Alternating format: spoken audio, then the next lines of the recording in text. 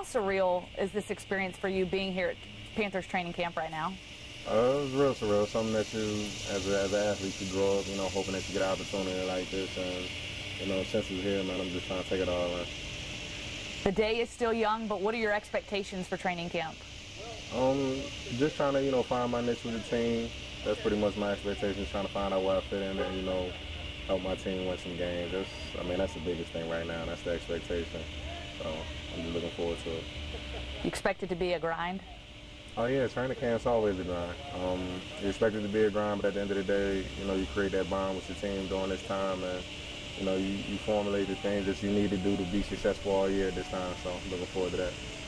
Coach Riveras had a lot of positive remarks about you and your versatility and your size and your speed and strength coming out of minicamp. What do you make of those remarks, and how do you carry that into training camp? I try not to actually read anything or see it, so I don't know what he said, but all in all, man, I'm just, like I said, man, I'm really just looking forward to being a part of this great program. And Coach Riveras and those guys, they got a great plan. They know how to win games, and they won a division the last 2 years, so I'm just trying to add some wins to that total. If I can do that through special teams or whatever, I'm just looking forward to it. You're coming in as a rookie here to training camp. What lessons have you learned that you take from your 2 years at Auburn? I learned a lot of lessons. Coach Horton and Coach Bentley, they prepared us well. Showed us how to be pros, and right now that's really what I'm trying to do. I'm just trying to,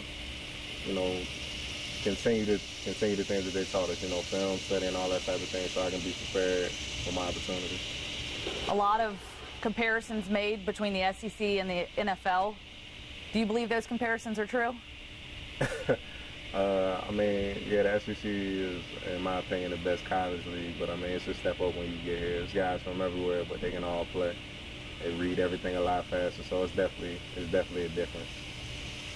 High hopes for Gus Malzahn in his third season at Auburn. I'm sure you stay connected at Auburn. Yeah. They're picked to win the SEC West by us media folks. What are your expectations for the team this year, especially behind Jeremy Johnson? Oh, I expect Jeremy to have a great year. If I had a vote for Heisman, that'd be my guy. And it's all around great team, great program. We got a new defensive coordinator, so hopefully he brings some more to the defense. And all in all, I feel like with Gus Malzahn at the helm, we'll be good. The Iron Bowl always circled on those calendars. I know it's hard for you to keep looking back to college. I know you want to look forward to your new career, the new chapter in your life. But when you think about what the Iron Bowl brings and the epitome of college football, and that being one of the biggest rivalries in college football, what do you think of when you think of the Iron Bowl and just what that brings? The Iron Bowl is definitely the biggest game of the year. It's a 365 days a year type of thing. It follows you to the NFL. One of my teammates played at Alabama, Rivalry, so War Eagle. But so it's something that definitely follows you. But all in all, man, it's something that you'll never find anywhere else. Speaking of it following you to the NFL, Joe Webb said everybody rocks their swag from all their colleges and whatnot. Do you guys have a rivalry going on here at all? He's sitting right behind you, so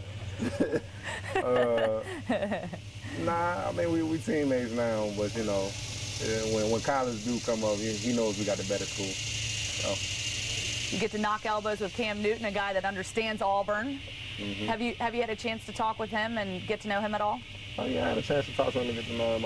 Even when I was at Auburn, he came up there like he was still finishing up his degree. So I got to meet him plenty of times beforehand. But he's been nothing but a gracious host so far. So.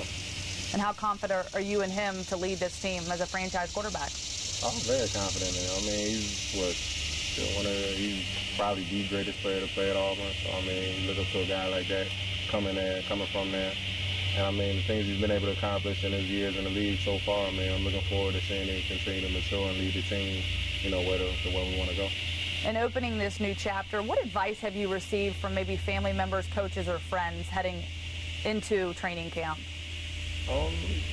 Just stay humble, man. Keep your head down. Rookies are supposed to be seen, not heard. So it's not, trying to, like I said, man, just trying to find my niche pretty much. Got a lot of veteran guys that are ready to win right now. So it's not a team that's rebuilding. It's a team that's trying to move forward, and I'm just trying to help them do that as best as I can. Be seen, not heard. Yeah, definitely.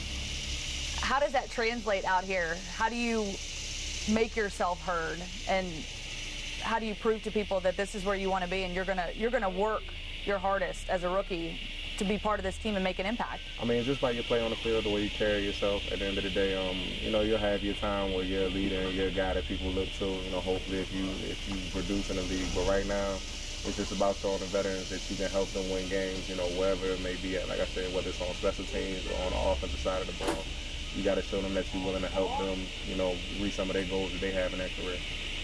And moving in here to Wofford College for the next 20 days or so, what are the necessities for you? I have no necessities, man. I got my playbook, and that's pretty much it. Right now, I'm just burying my head in the playbook. I didn't get a TV, no music, nothing. I'm just straight playbook. Trying to stay away from the distractions. Oh, I don't need any distractions. I got to learn my playbook, so I can make an impact, and that's all I'm focused on. Mode of transportation, bike, four-wheeler, or are you just walking everywhere? I'm walking everywhere. I'm a rookie. I'm kind of broke. I can't afford those things.